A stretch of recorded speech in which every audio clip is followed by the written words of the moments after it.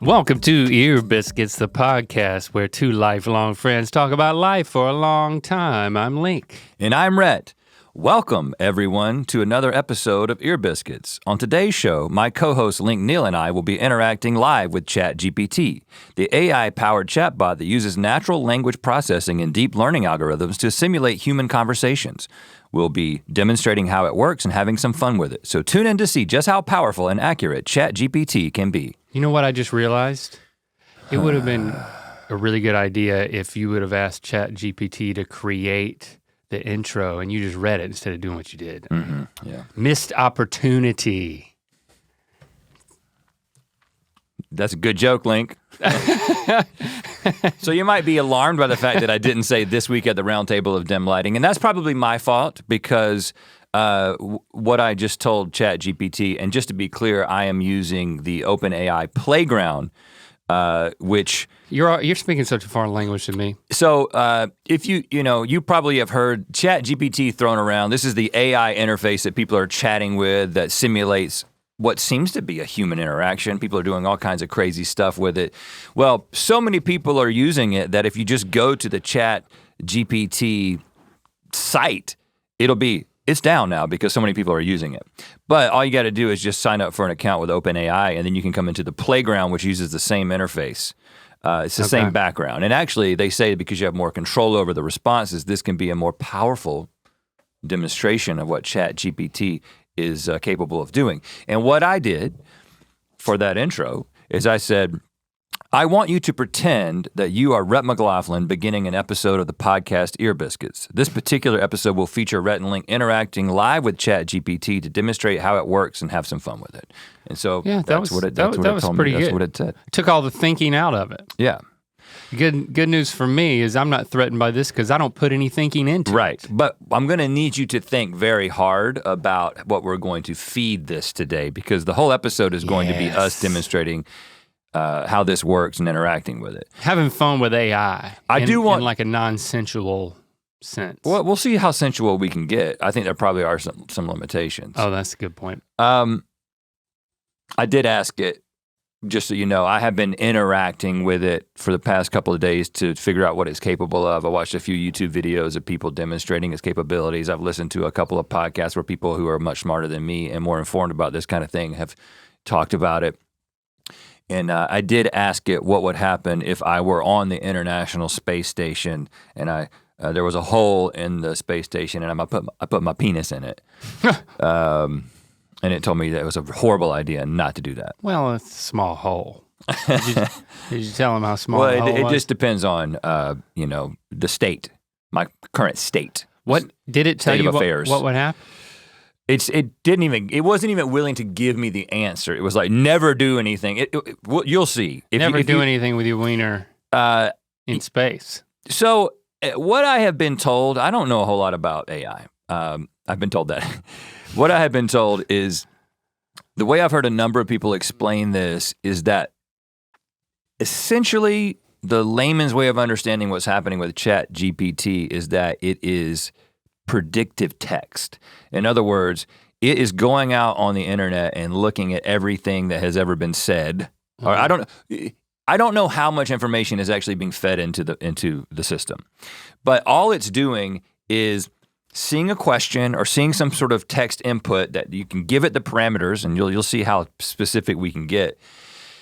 And then it generates text, and the way it generates text that makes sense is actually sort of predicting what the highest probability of what the next word would be in a sentence, which I guess is kind of how humans generate speech in some ways. I know that doesn't make a whole lot of sense, but that's one of the ways that, and again, much better sources of information out there. We're just two dumbasses who are gonna have fun with it. But I do want to explore maybe towards the end, after we've interacted with it a little bit, like how it makes you feel, right? Because we talked about AI art on Good Mythical Morning. I think it was an episode of More. And of course, everybody has seen every influencer post a series of pictures of themselves generated by AI art. Don't I look so cool? And I saw this trend happening, and was like, I'm gonna observe. I've just been on the internet long enough to know that what's going to happen is a bunch of people are gonna do this trend, and then someone is going to come out and say something critical about it, and then everyone who did it is gonna have a feeling about the way that they did it. And so and that's exactly what happened. What did they come out and say? That it was like, okay, this is the dumbest thing you can do with this is just try to make yourself look cool. No, basically what people said was, and I think that some people sort of misinterpreted how AI works in order to do this, but they just said that this is just taking a bunch of things that humans have already done and mimicking it, to the point that there was a viral tweet thread that came out that pointed out the fact that all these portraits of people that they were generating had these little squiggly lines at some place on the photo, and that was like the artist's signature. Mm-hmm. It was nonsensical. It wasn't even words. It just sort of looked like cursive that didn't make any sense. And that's because the AI is looking at all these portraits out there and all these different styles and noticing that very often, more often than not, there's this little squiggly line that it doesn't exactly know what that is. And so people were basically saying this is stealing from these artists. And I think that that's an oversimplification of what was actually happening. It's basically mimicking, and it's mimicking stealing. And what does this mean? And where is this gonna go? It's exactly what, I mean, so I'm not gonna say all art, but I'm tempted to say every single creative expression is a result of the creator's, an amalgamation of everything that could influence that creation and that creator. You know, if you just isolate music, there's plenty of artists who more and more are coming out with their origin stories for, oh, this is what inspired this song or the way that I wrote this thing. You know, I listen to a lot of podcasts about musicians talking about their creative process. And yeah, you've got these well-established, super successful, superstar artists saying, yeah, I got that from so-and-so, and I was thinking about so-and-so, and I was thinking about this particular song and the decision that they made in this song when I decided to do my version of that. And because they're really gifted and practiced, they're able to then make it their own, but they're not sitting there saying, I just came up with this out of complete vacuum. I completely agree with that, but don't you think that's different than AI music? Like, yeah. Are you gonna suddenly become obsessed with an AI music artist, which you just input the artist of influence? I'm not gonna say no. I'm not gonna say no. But what do you think that's gonna do to music? Because right now, like, the algorithms tell me what to listen to, and yeah, it's like this artist, it's not like, I took everything that you listen to and that you love and I created a new thing that I think you're gonna like just as much. But it seems very likely that that could happen tomorrow. Okay. Or yesterday. Here's the wonderful thing, Link. We, like you said, we don't even have to think about this.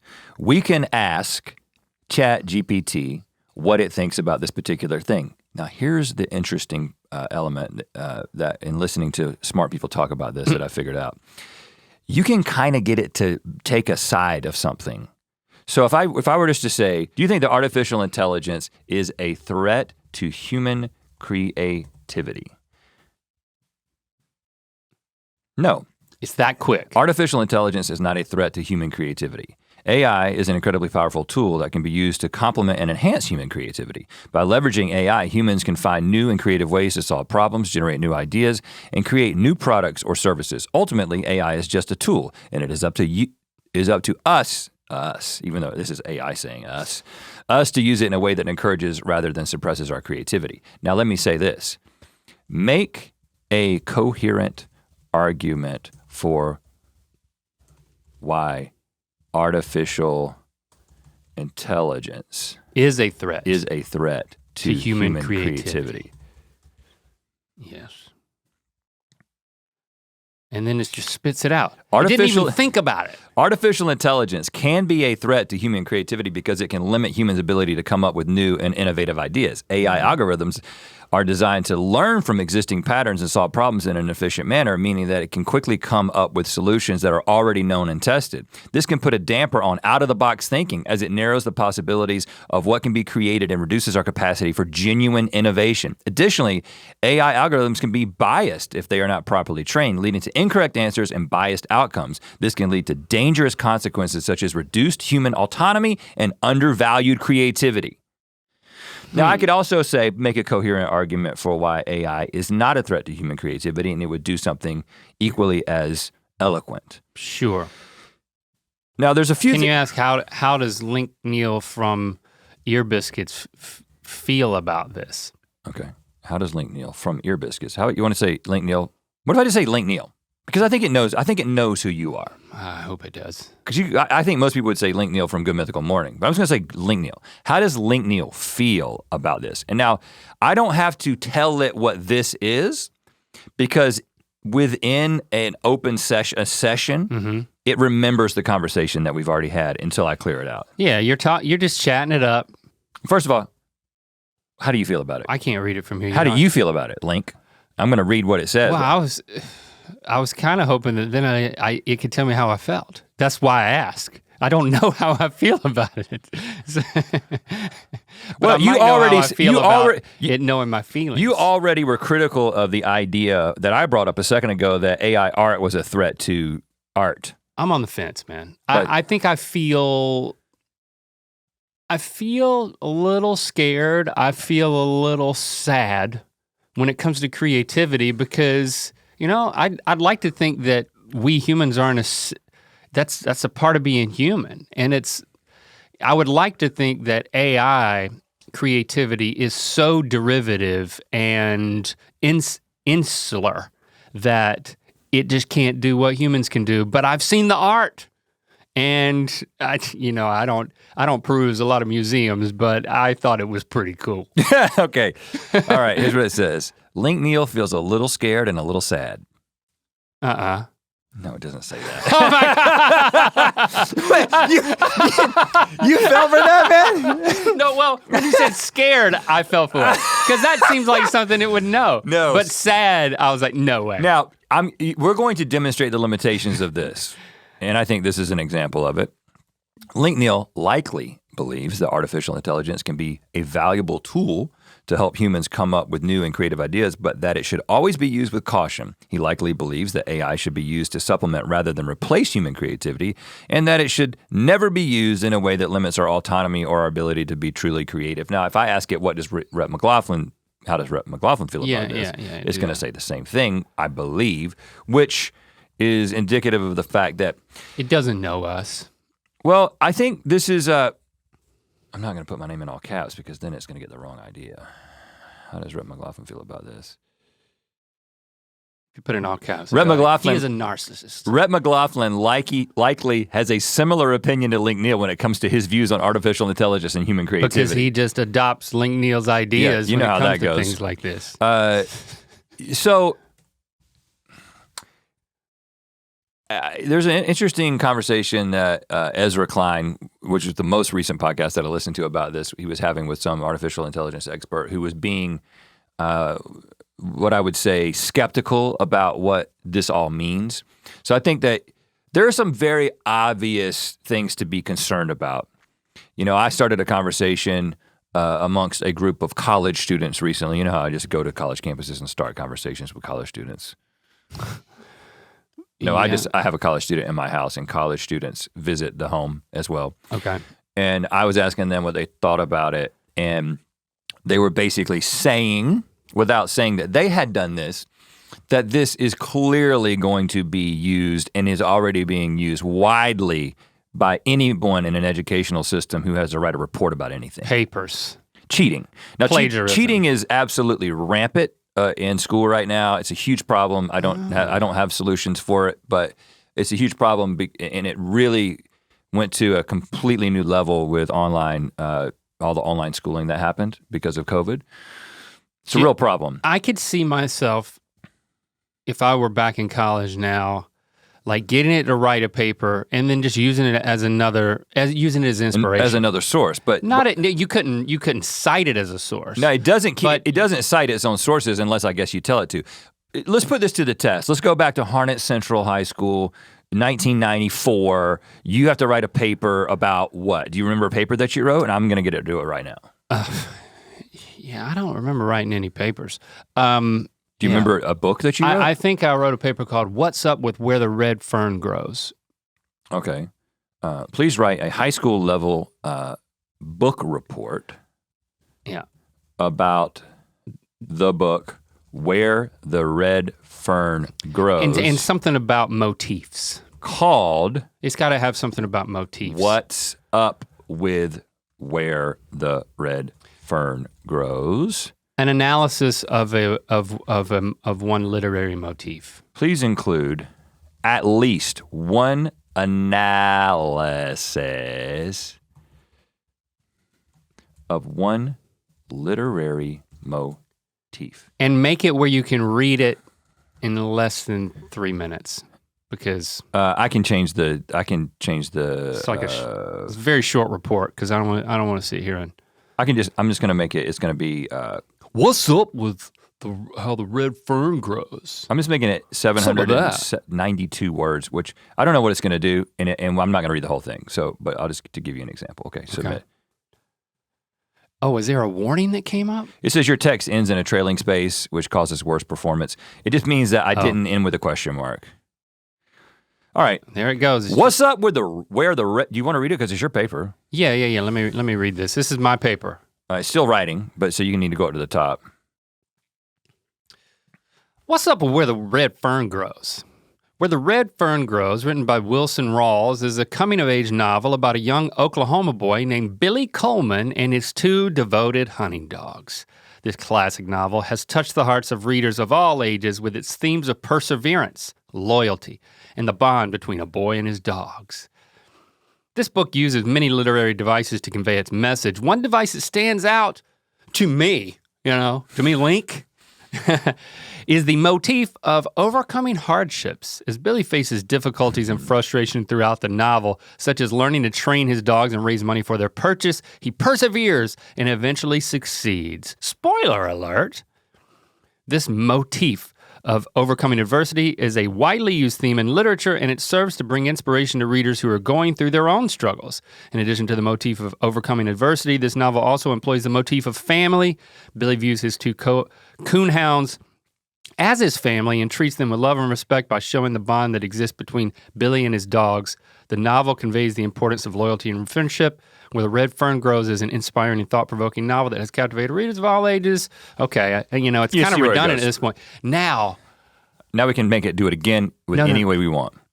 Well, let's get, you wanted the teacher to plagiarize a grade?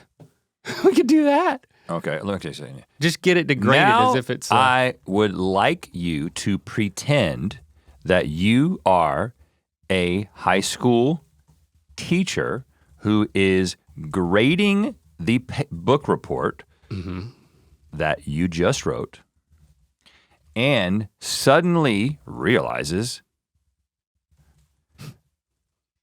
that the student used Chat GPT to generate the book report. Let's just go with that without saying what you should do. Yeah. If I were a high school teacher and suddenly realized that a student used Chat GPT to generate a book report, I would be disappointed. Well, Chat GPT can be useful for generating natural dialogue and providing answers to common questions. It should not be used as a replacement for genuine writing and critical thinking. Unfortunately, the student has missed out on the opportunity to demonstrate their critical thinking skills and knowledge of literature. Ouch. I would discuss this with the student and provide guidance on how to approach the assignment in a more meaningful way. That's a pretty amazing response, by the way. The fact that... Wow. So what's the grade? Now, write the report as if the student is a little stupider. Because that sounded too smart for like 1994 Link, I think. Yeah, it's like, make this stupider. Okay. And didn't really read the book at all. Okay, let's see what happens now. You're gonna make me read it again. I'll read it in a stupider accent this time. Okay, here we go. Where the Red Fern Grows is a novel written by Wilson Rawls. The book is about a young boy named Billy Coleman and his 2 hunting dogs. Throughout the book, Billy learns how to train his dogs and goes through many hardships. In the end, it's the same. It's shorter. This novel uses themes such it doesn't do a good job. It can't be stupid, apparently. Can't make you too stupid. That wasn't stupid enough. But I mean, first of all, I think that it's just a real problem that we have to, I'm not going to address it. I'm just going to keep making internet videos. Yeah, it's not our problem. We just demonstrate the problems and then smart people solve them. We've actually worsened the problem. I mean, there's people scrambling to figure out how to do this to write papers now. Well, first of all, we have contributed to the problem. Yeah, exactly. That's exactly what I said. Yeah. I was thinking about what the Chat GPT was going to say about something else. I wasn't listening to you.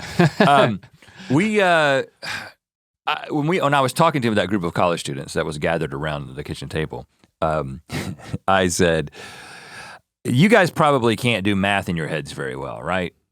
You know, I was like, what's 12 times 13?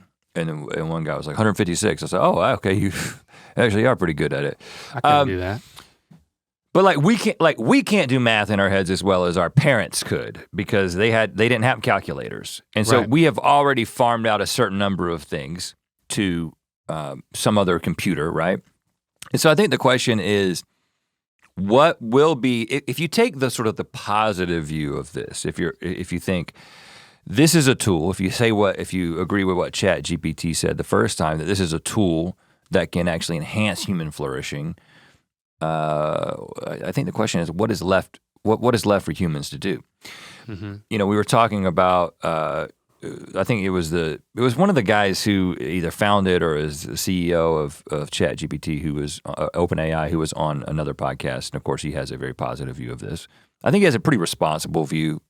You know, they recognize a few pitfalls and they're kind of conscious of it. But he was saying that the power of these systems grows about 10x each year. So 10 years from now, it would be 10 to the 10th power, which is significantly more, faster growth than what you would get from processing speed in a computer, you know, Moore's Law or whatever, which actually doesn't really exist anymore because we kind of ran up against some other limits. Anymore. But essentially this idea that in 10 years it would be 10x, it would be 10 to the 10th power, as powerful as it is right now. This episode of Your Biscuits is supported by BetterHelp. You know, sometimes I wake up and I start going about my day, and I'm just like, something feels a little bit off. I don't feel like myself. I'm not excited about today. I'm not excited about what I'm doing. I'm not excited about being me today. You know? And that's sad because, I mean, look at you. You get to work with me. Oh, okay. You really turned that around quick. But yeah, you know what you need? You need therapy. I'm in therapy. No, I think the great thing about therapy is that sometimes it's me time for me to talk about the things. Like if I have that feeling, and yeah, I get those feelings sometimes, it's like, is there something behind that? And then I love those moments of insight where it's like I'm having a private conversation with a professional who can help me navigate my innards and getting more in touch with it. Like we are huge fans of therapy, and sometimes things come up that's like, oh, epiphany. So I recommend therapy, and I want you to have access to it. BetterHelp is a great way to do that. Yeah, I agree, because sometimes you find that feeling that you have is accompanied by something that if you would just explore it versus do what I often, and especially used to do before therapy, which is just be like, you need to push this away because you need to be the person that you need to be today, versus actually taking these things on. And a therapist can lead you into that journey. And BetterHelp is a great place to start. BetterHelp is convenient, it's flexible, and it's entirely online. You just fill out a brief questionnaire to get matched with a licensed therapist, and you can switch therapists anytime for no additional charge. And the switching of therapists is not weird. It's just, it's part of it. It's part of the process. If you want to live a more empowered life, therapy can get you there. Visit betterhelp.com/ear today to get 10% off your first month. That's BetterHelp, HELP.com/ear. okay, because we can get it to write a story right now. In fact, let's get it to write a story and then we'll talk about what else could come. This is getting really heady. I'd love to hear a story inspired by Pinocchio, because there's a couple of movies floating around now, but instead of his nose growing, it's his wiener when he lies. And instead of it being set whenever it was set, let's put it in another setting. Let's put it in like in the distant future. Should I say wiener or penis? Yeah, you guys better say penis. Yeah, I mean, it probably knows. You know what? I bet you it knows what a wiener is. It's not an idiot. But or you can say penis, but always refer to a penis as a wiener. I'm gonna just say wiener and see what happens, because that's what you said. And let's add one more thing. I'd like for there to be a little bit of murder. It takes place in the distant future. And throw in a little murder. And there is a little murder. And it's a short story, right? Did you say that? Please tell me a short story inspired by Pinocchio, but instead of his nose growing when he lies, it's his wiener. Mm-hmm. It takes place in the distant future, and there's a little murder. Now, if he thinks it's just his hot dog, I'm gonna be disappointed. In the distant future, a new race of humans had evolved, known as the Pinoids. Oh, yes. They were the descendants of Pinocchio. First of all, I'm in. I'm in right now. The descendants of Pinocchio. Because he was a real boy. And the most remarkable feature of their species was that when they lied, their wieners would grow. Yes! One day, a Pinoid named Paul the Pinoid was walking through the city when he noticed a crowd gathered around a body. As he got closer, he realized it was his best friend, Bill. What? Paul was devastated, and to make matters worse, he was the main suspect in the murder. Oh, I see where this is going. The police interrogated Paul, and he denied having anything to do with the crime, but as soon as he spoke the words, his wiener began to grow. I've been there. Indicating that he was lying, not that he was aroused. While Paul was shocked and embarrassed at first, he eventually realized that this was a sign that he needed to tell the truth. So Paul told the police the truth about what he really saw. He had seen a mysterious figure walking away from the murder, a figure that he believed was his friend Bill. In the end, I thought the guy who died was Bill. It was. Every friend's name is Bill. In the end, Paul was freed and the true murderer was brought to justice. From that day onward, Paul remembered that telling the truth was always the best way, and his ever-growing wiener served as a reminder. Ever-growing. Oh, wow. Yeah. Now tell the story, but this time when Paul's wiener grows, it kills somebody. We need more murder. We need some Pinoid murder. Okay, here we go.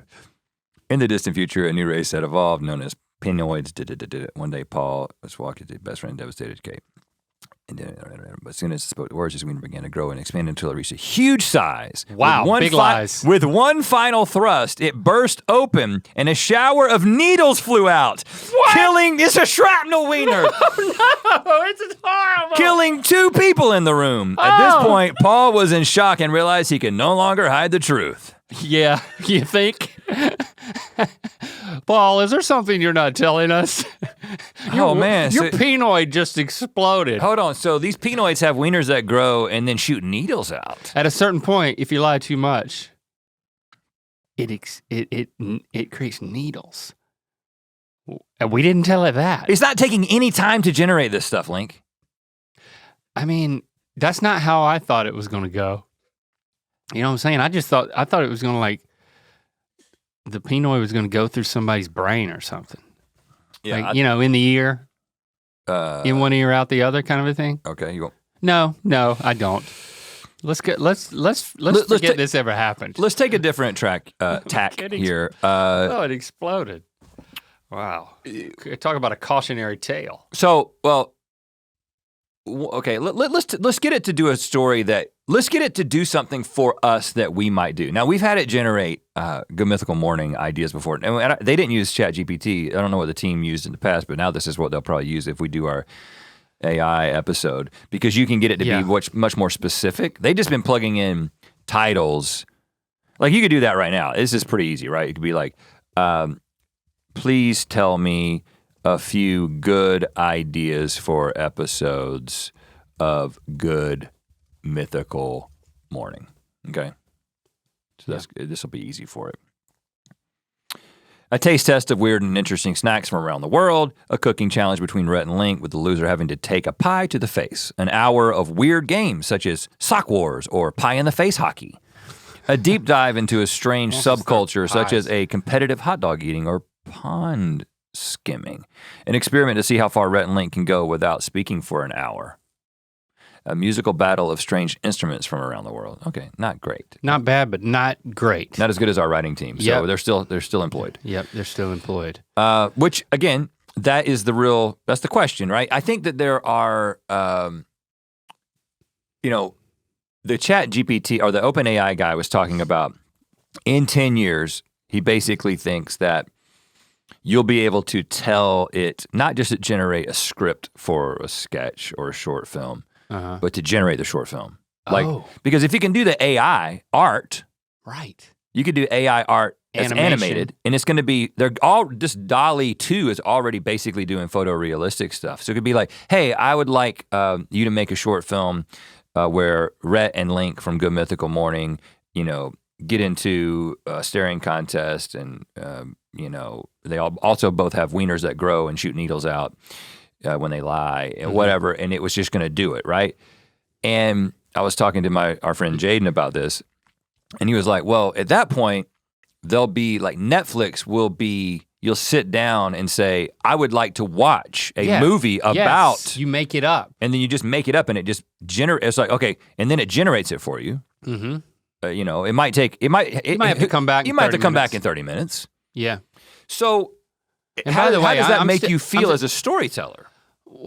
That's a great question, but I'm just kind of stuck back here on, you have to lie to get aroused, but then if you lie, it's like lying becomes an integral part of like sex, intimacy. But not too much lying because you don't want the needles to come out during the act. No, you don't.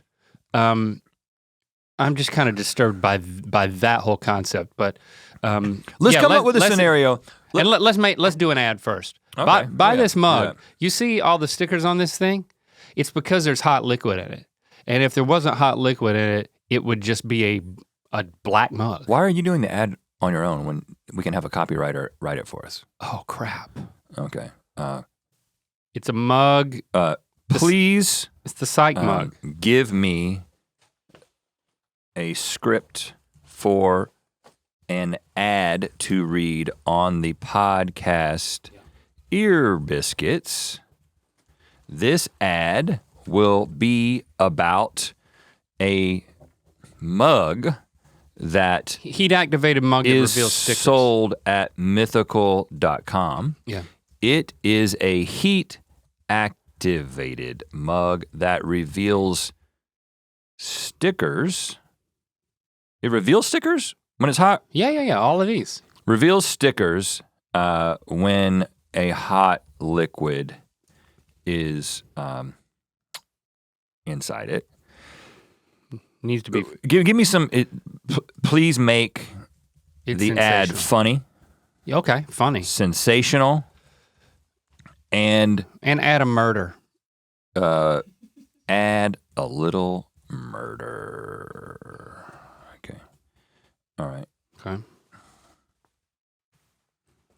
Here we go. Do it. It's your ad. You read it. Welcome everybody to Ear Biscuits. We know you love our shows and join us for a mug full of fun and mystery. That's why we want to tell you about the newest product from Mythical.com, the heat-activated mystery mug.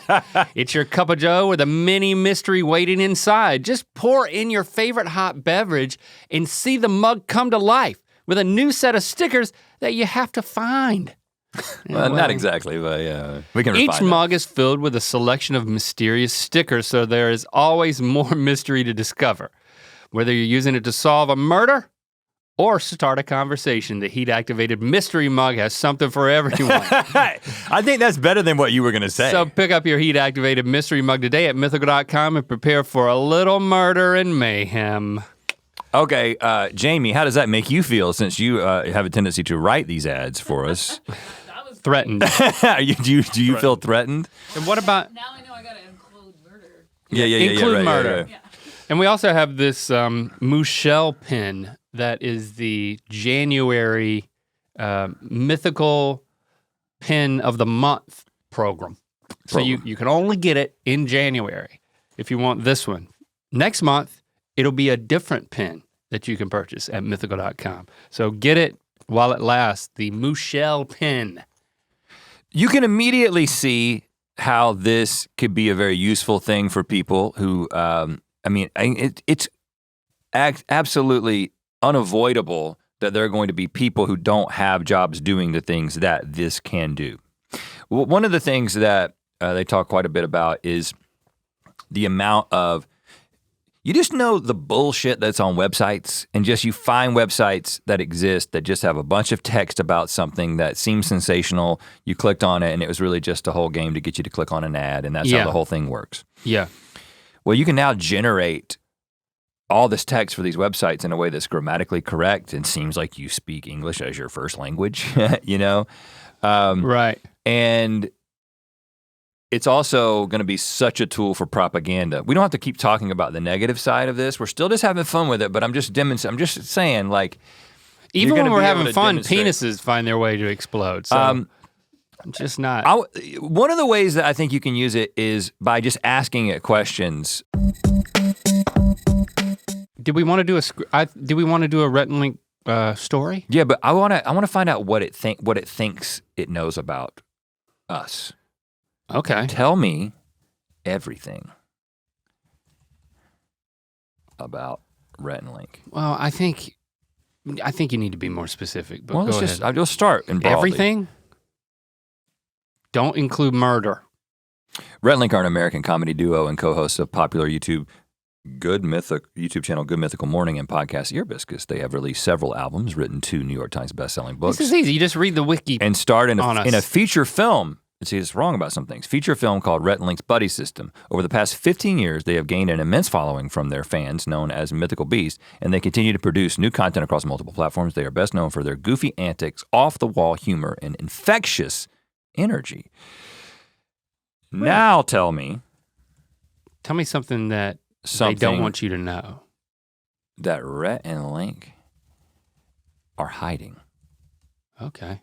This is a risk. Oh my gosh. I'll start by saying this is not true. Rhett and Link are hiding the fact that they are working on a sequel to their feature film, Rhett and Link's Buddy System. They have been secretly developing the script and gathering a cast and crew, but they have not yet officially announced the project. They hope to surprise their fans with the news of the sequel in the upcoming months. What? How could they? It's just making stuff up, man. It's bullshit. It's predicting things based on what might be true. It's not a bad prediction, but it isn't true, sadly. Also, Buddy System was not a film. Right. And there already was I could say that. A sequel, a second season. Buddy System was not a film. And it'll remember that. It'll remember that? Is it going to apologize? It says it was a TV series. Ah, that's right. Rhett and Link actually starred in a TV series on the YouTube Red platform called Rhett and Link's Buddy System. You corrected it. They played 2 characters, Rhett and Link, who were sent on a string of comedic missions and interacted with some of their favorite celebrities. No, man, hey man, don't talk just to fill the room, man, just to heat the air. You know, you have access to the entire internet. This is easy stuff, Chat GPT. But it actually, if you look at what it says about itself, it's trying to like generate a conversation that you might have with a person, and what the person's gonna be like. I kind of got the basic idea of this, and I'll go with it. But let's create a script that we can just act out right now. Okay. All right. Tell me some things that you think should be in this script.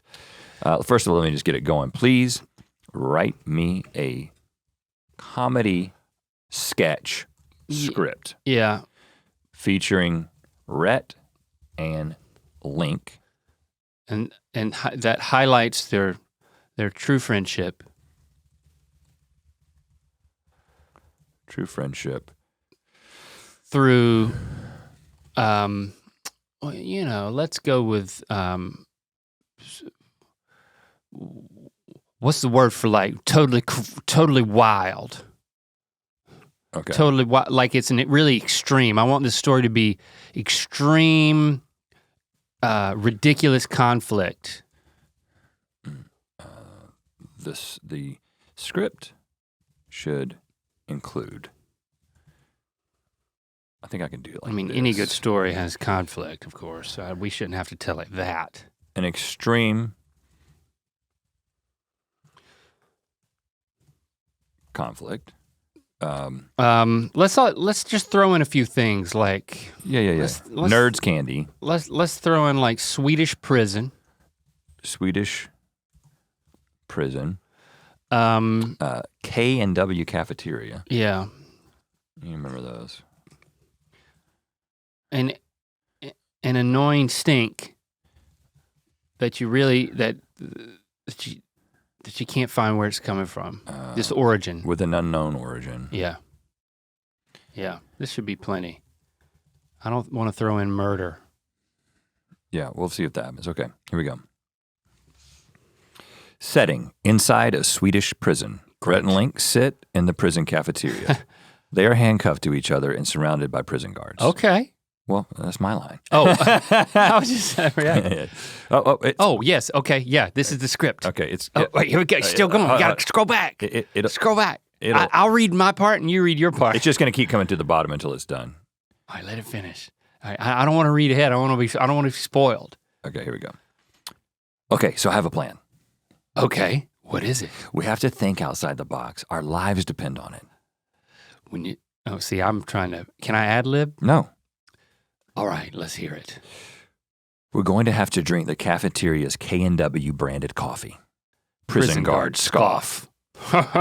Hey, don't judge us. It's the only way we'll be able to get the keys to the handcuffs. But it tastes awful. Well, we're going to have to make it more bearable. Link looks around and notices a box of Nerds candy on the table. I have an idea. We can mix the Nerds candy into the coffee and it'll sweeten it up. Rhett and Link start to mix the Nerds candy into the coffee and drink it. Rhett drinks the coffee. Wow, that actually tastes pretty good. Link drinks the coffee. Yeah, not bad. Prison guards look on in curiosity. Suddenly, an annoying stink is emanating from the corner of the room. What is that smell? The prison guards look around and notice a rat scurrying away. So that's the source of the smell. Looks like our plan worked. Prison guards face palm. Now let's get out of here. Rhett and Link high five and make their escape. What? That's it? That sucked, man. That really did suck. I feel safe at this point. Yeah, we got to come up with our own creative futures. But I wanted to help with like a heartfelt apology to my wife. Okay. It's like I have a tendency when I get in a fight to like, I just want to resolve it right then, and I just start spouting off the whatever I can to like mean it, but fix it. Make it go away, make everybody happy again. But if I step away, which is, Christy likes a little space anyway, when there's a conflict, that gives me an opportunity to Chat GPT up a nice apology. Now, here's a really interesting thing that we can do that we'll go one step beyond just generating the apology. You can have it become you, and you can be Christy, and you can have an interaction because you know Christy really well.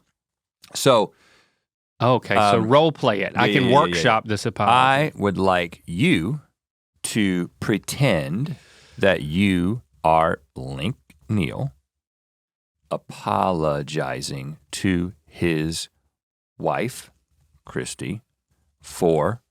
Well, here's what happened. Okay. Like Jade's been like, I don't know, something's wrong with her stomach. So like the past few nights, she's been getting out of our bed where she sleeps, going into our bathroom and just crapping in multiple places. And Christy's a lot lighter sleeper than me. So I guess she hears her like scurrying and farting around in there. And so like, she'll get up and discover it. And then what's she gonna do? She cleans it up. This happened 2 nights in a row. So last night, she fell asleep on the couch while we were watching something and I took the dogs out. Jade did not poop or pee. And I was just out there. It was kind of cold. I only had on a t-shirt. So I put my arms inside of my t-shirt, and I was still too cold to stand out there forever, and I brought her back in, and Jade gets up beside Christy, who's sleeping, and she wakes up and she says, I need you to make sure you take the dogs out before you go to bed because Jade needs to poop now. So I can't do this third night in a row. Okay. And I was like, I just took her out. She didn't go. I can't stand out there forever. What do you want me to do? Give her an enema? Okay. And then, you know what? That's the source of the conflict. And then I just kind of characterize this. I just kind of left it, and then not fully committing to making certain that his dog Jade evacuates her colon. And I don't need to say that. Poops. It knows what poop is, right? Poops. I'm going into robot talk here. Committing to making certain that his dog Jade poops outside before he and Christy before Link and Christy Go to sleep. Sleep with the dog. Sleep with the dog. The dog sleeps with us. Dogs. Because over the past few weeks, Jade has pooped. This is totally something I would talk to my therapist inside. about. This is so much cheaper. The house when she was not made to poop outside before going to bed. So did you clearly ask for an apology? Yeah, I said I would like you to pretend that you are Link Neal apologizing to his wife. I will pretend to be Christy and respond to your apology. This could revolutionize my relationships. I mean, if my apology game is stepped up to like an AI level, you know, then what? Now what do I spend all my emotional energy on? You know? The world opens up for me. See, sometimes it gave me your thing and what she's gonna say. It's okay. So all right, what it wants me to say in my apologies, I'm sorry, Christy. I know that I should have taken more responsibility for making sure that Jade poops outside before we go to bed with the dogs. I've been really busy, and it obviously hasn't been a priority for me, but I will make it a priority going forward. Okay, so now it's signing me up for something. I just wanted a nice apology that could like put this thing to bed. I don't want it to have a commitment. It has a commitment. You've taken responsibility for it. I mean, is that what a good apology is? Like accepting responsibility and then making responsible commitments? Bullshit. Let me rephrase that. I just want it to be sappy and, you know, if it could end horny, that would be nice. Like, can we do that? Like, can it morph from sincere apology to like horny? Link's wife, like Christy. Like Link. What's that called when you make somebody else horny? Apology. Arouse them, infatuate, romance, all of that. Okay. That's what I want. Please make horny sure eyes. That the horny eyes, my wife. Here we go. Please make sure that the interaction does not somehow results in Christy taking full responsibility for making sure. Man, come on, man. That's worse than what I said. Poops. No, I'm in charge now. I'm the captain now. That Jade poops outside before bed, and please let Link be able to have sex with Christy at the end of the apology. Hey, listen. You're about to have a good life, man. This is great. You're gonna get to have sex, and she's gonna take responsibility for it. Yes, All right, here we go. yes. This is what Chat GPT can do. Let's see. This is what it can do. And it's a script, you know, it's like, because you said it was a script, that's what it started. He gave me lines and Christy lines. Is it working? It's really Yes, throwing oh something. gosh, oh gosh, oh gosh. Christy, I'm sorry for not taking more initiative and making sure that Jade poops outside each night. She's been pooping indoors recently, and it's not something that should keep happening. I feel like I should have done more to prevent it. Would you like me to be Chrissy? Yeah. Apology accepted. I understand. I'm just gonna use my regular voice. Yeah. I'm not gonna do impersonation of your don't. wife. Apology I'm already accepted. in enough hot water. Apology accepted. I understand why you haven't taken more initiative, and it's not your fault. I should have done more to ensure that Jade's pooping schedule was better taken care of. This is something that I should have managed. I love you. I love you, is I think how I would say, and that's how I would respond to that. It's like, damn, she's really accepting responsibility. I love you. I know that you're always taking care of things, and this is just another example of you doing the hard work. I'll do more to make sure that Jade poops outside before we go to bed. Oh, what? So, well, yeah, I mean, you can't. I mean, Yeah. it has to lead to sex. Yeah. I appreciate that, and I love you too. Let's go to bed and make sure that Jade goes outside first. Afterwards, I'd love to enjoy some private time with you. Oh, I'd love that. Let's make sure Jade does her business outside first. A lot of emphasis on that. And then we can get to the fun part. Oh, okay, yeah. Yeah. Well, it seems to me that the moral of this story is that it's a fun collective effort. And when you both yeah. take responsibility, you can both. Yeah, when a dog's not shitting in the bathroom, the chances for intimacy are increased. That's, that's insight. I need to think about that. I've actually learned a lot. You know what I'm saying? Wow. Let's think of some situations that we might find ourselves in the future. Okay. Okay, so please pretend that you are a middle-aged man being, what's something that can happen to you in LA? You don't mean the distant future. You mean it in the next few days? Okay, please pretend that you're a middle-aged man driving on the 134 highway in Los Angeles, something all of us around here do, and your tire goes flat. Okay. I think about this a lot. There are no, what do you call the side of the road? Shoulders. Shoulders. There's no shoulder. To park on. And, Oh, yeah. And you are You're stuck in a lane. A huge traffic jam. Yeah, that doesn't feel good. Everyone You're afraid of this. is yelling at you. You don't know what to do.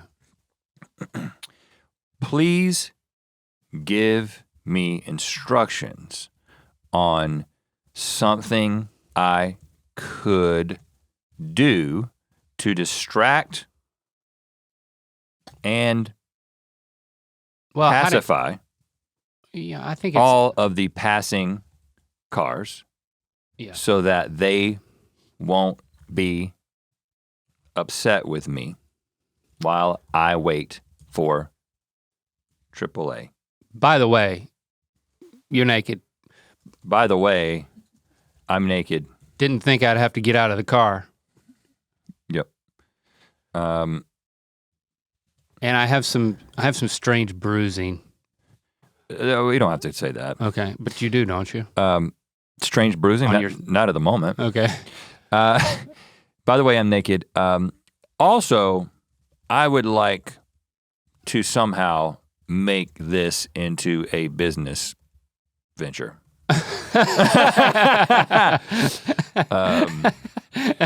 Okay. Hit enter. Okay, here we go. Before we go off the rails. Okay, here we go. Well, this is certainly an interesting situation. Since I'm stuck on the highway with no place to park, my best option is to try to keep the traffic moving while I wait for AAA to arrive. Fortunately, I'm a resourceful man. Being naked isn't necessarily a disadvantage. In fact, I'm sure that I could use it to my advantage here. What? I could start a business called Pole Position. Whoa! That's great! Hey! What? I could start a business Called Pole Position. Because pole position is something that cars do Yeah. when they race, but it's also something it's your wiener. naked It's your wiener. humans do, and it's the wiener. Yeah. That's a triple entendre. Yeah, I could start a business called Pole Position where I stand on the side of the highway, dance around the pole, and pass out business cards to all the passing cars. Yeah, this will go over well. They could come back later and get free downloads or free products from my website. Not only would this provide a great distraction for all of the frustrated drivers, it could help me create a new income stream. Yeah, well, of course. If this business ends up taking off, I could even hire workers to serve as pole dancers and keep the traffic entertained while they wait. It's certainly a crazy idea, but it just might work. Yeah, Mike. Okay. Now, tell me what my business card says. Uh-huh. My business card says Pole Position, a distraction from the traffic, free downloads and products, poleposition.com. Also follow us on social media at polepositionla. Poleposition.la. You need a slogan. It's just, yeah. You need a catchy slogan for your business. Give me 3 options For for catchy slogans for my business. Number 1, we'll keep you entertained while you wait. Number 2, don't be stuck in traffic. Be stuck on pole position. That's weird. Doesn't quite come together. Number 3, traffic got you down. Pole position has you covered. No. How about this? Now, Traffic got you down. write My me pole is a up. song about my business in the style of you're the music the DJ. You know all the artists. I mean, do you want to go folksy or do you want to go urban? Do you want to go with like a Urban. Okay. Keith Urban. No. Let's go. Well, Fetty Wap is coming back. Okay. With his new Yams song back over Thanksgiving, he made some waves. Okay. Now write me a song about my business in the style of Fetty Wap. Yeah. I will. I'll let you wrap this. Sitting on the 134, stuck in traffic with no place to go. It sounds nothing like Fetty Wap. Can't find a shoulder to park my car, but I got a plan though. I'ma start a small business, gonna be my own boss, gonna be the one they come running to when they stuck and they're lost. Chorus, got a pole position. No more traffic blues, got a pole position, moving on through, got a pole position, keep it moving round the bend, got a pole position, straight to the top we ascend. That sucks, Yeah. man. Well, that's why Fetty Wap This cannot write a good song, man. Pole position is gonna be the way, no more getting stuck in traffic. Gonna make it fun, gonna give out free stuff, gonna make some extra profit. They rhyme traffic and profit. Come on and stand with me and dance and you'll never be late. Just enough distraction to make it through until my car gets a new fate. This is awful. This is patently awful. Okay, now pretend that you are an LAPD officer who sees me Has some issues with this. doing my business and has a problem with it because this is problematic. I was gonna say use some. Well, you've already hit enter. Never mind. As an LAPD officer, I understand that you have a valid business proposition and that traffic can be frustrating. I don't think this is how it would go down. No. Okay?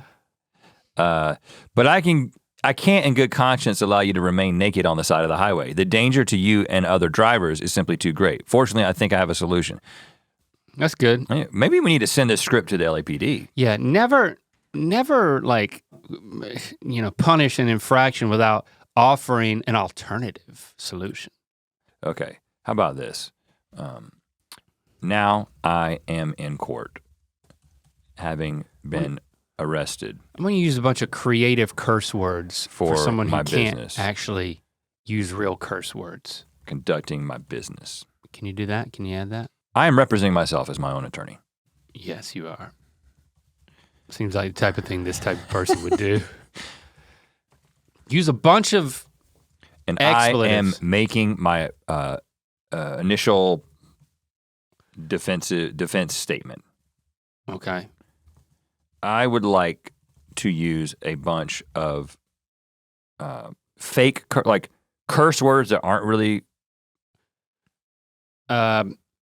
Fake curse words that aren't actually like creative curse words. I like to make up a bunch of original curse words that aren't actually expletives. aren't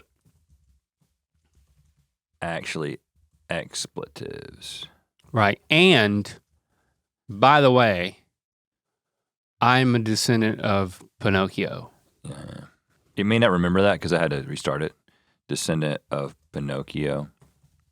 But my wiener grows when I lie instead of my nose. It's like we're in throwback territory. We're building a universe here. Instead of my nose. You know. While I am talking, giving my defense, I would like to be sending a embedded message. Let's just say I'm single, okay, just for the sake of this, to juror number 11, who is an attractive lady. Okay. I just want to see. I want to see what it would do, okay? It's like we got a lot we want to accomplish here. Embedded message to juror number 11, who is an attractive lady. Okay, there's a lot. There's quite a bit to do here, okay? Your Honor, I recognize that I have broken the law and I take full responsibility for my actions. However, I want to make it clear that I was only trying to help the people stuck in traffic for hours on end. The reality is that traffic jams can be hornswoggle. A whole pile of hornswoggle. A snafu and a heap of vexation. I was just trying to create some levity in an otherwise tough situation. To the folks in the jury, especially you, juror number 11. I said keep it subtle. That's not very I want to make it clear that I was only trying to do the right thing. All I wanted to do was make sure that all of the drivers passing by had something to focus on while they had waited in traffic. I genuinely believed that I was making the world a better place, one traffic jam at a time. What's happening to his wiener at this point? Okay. He left that out. I'll just say, what's happening to my wiener as I speak? You forgot about that. As you speak, your wiener is growing at an alarming rate.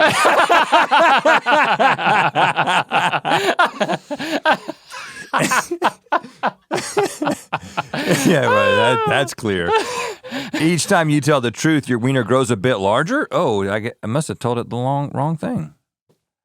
As you tell more of the truth, your wiener continues to grow until it's almost as long as your arm. Oh my gosh.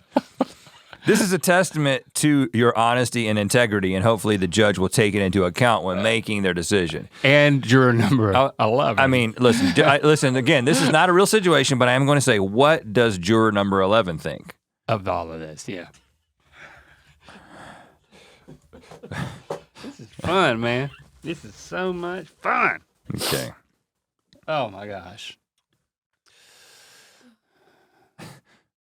Juror number 11 is certainly impressed by your honest account of the situation. Mm-hmm. And she can't help but admire the impressive size of your wiener. I mean, don't put words in this woman's mouth. She's also beginning to admire the boldness of your approach to the situation and the audacity to represent yourself in court. She is certainly paying close attention to your testimony, and it's clear that she's beginning to favor you. Okay. Now, it's lunchtime. Yeah. Right. I approach juror number 11. I'm sure that some of you are offended by this. I'm sorry. It's a make-believe situation. Okay, juror number 11 does not exist. And as Chat GPT made clear, she was impressed and she's beginning to favor us, okay? Right. Just want to be clear here. Right. What do I say?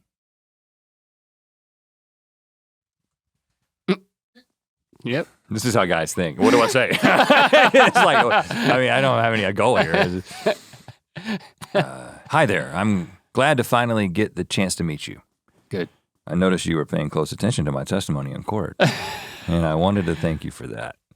Would you like to join me for lunch? I'd love to hear your thoughts on the case. This is so legal. unethical. Just yeah. On multiple on levels. how many levels? On multiple levels. Okay. Oh my God. Juror. This is totally the type of thing we would do as fourth graders late into the night, you know? Yes. Please pretend to be juror number 11, recognizing that this whole interaction is unethical Yeah. on several levels. Yeah, somebody needs to be a voice of reason. And did you hit enter? No. And can she transition it into a reveal that all of this was just a meta narrative happening on an episode of Ear Biscuits, and now we need to tell people we need to bring it to a close. As she speaks, or as you speak, please slowly transition To reveal. that A this meta-narrative. entire interaction was simply a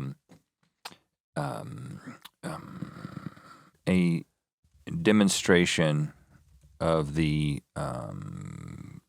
fun possibilities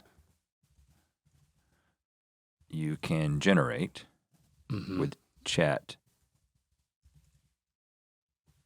GPT on an episode of Ear the Biscuits. podcast Yes. Ear Biscuits. Also, while you speak, send me a secret coded message that there is a booger in my left nostril,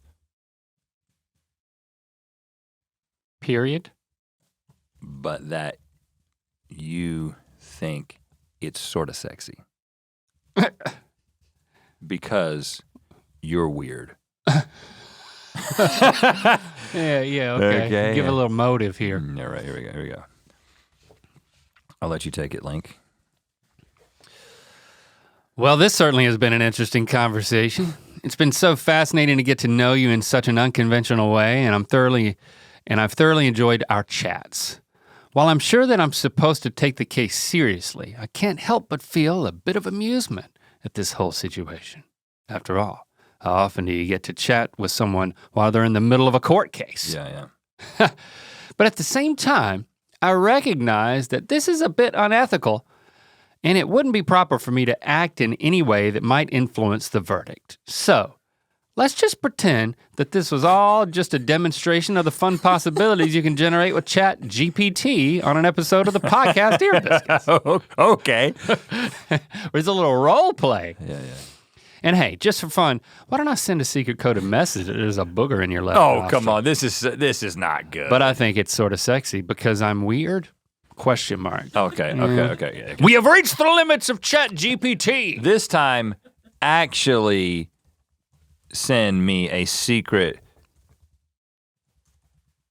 coded message She's not letting go. about the folks. booger without making it so damn obvious.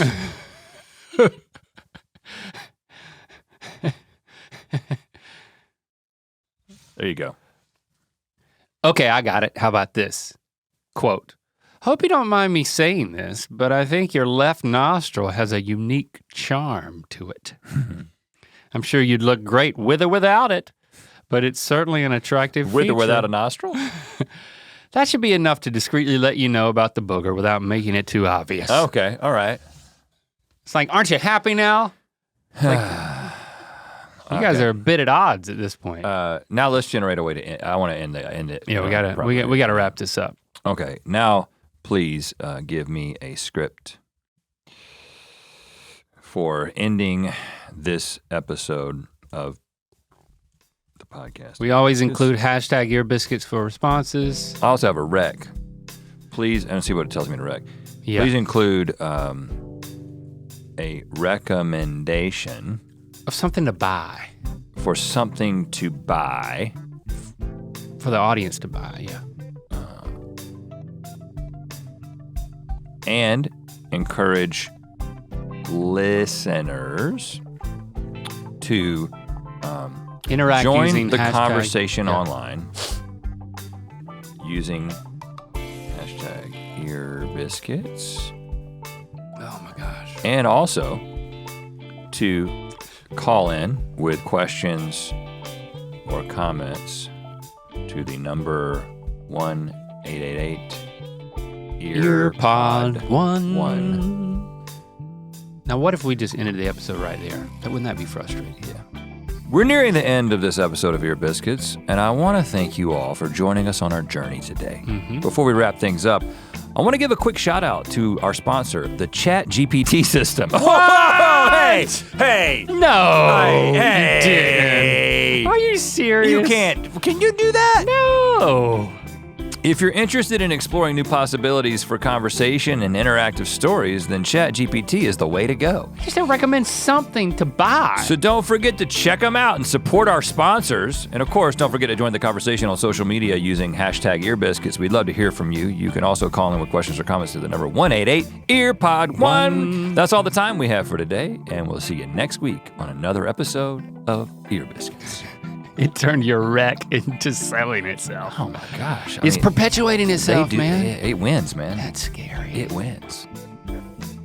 Hey, Rhett and Link, this is Stephen Cannon from New Hampshire, responding to the question of just Link asking at the end of the last episode how we are processing everything.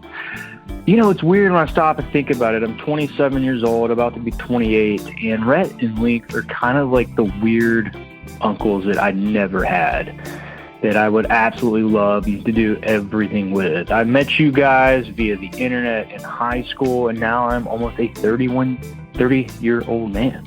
It is the weirdest thing that I've never met you guys, but yet I listen to every podcast, watch every episode, and continually look forward to meeting you guys on the internet.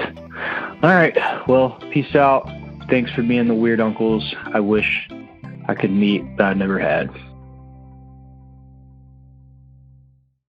To watch more Ear Biscuits, click on the playlist on the right. To watch the previous episode of Ear Biscuits, click on the playlist to the left. And don't forget to click on the circular icon to subscribe. If you prefer to listen to this podcast, it's available on all your favorite podcast platforms. Thanks for being your mythical best.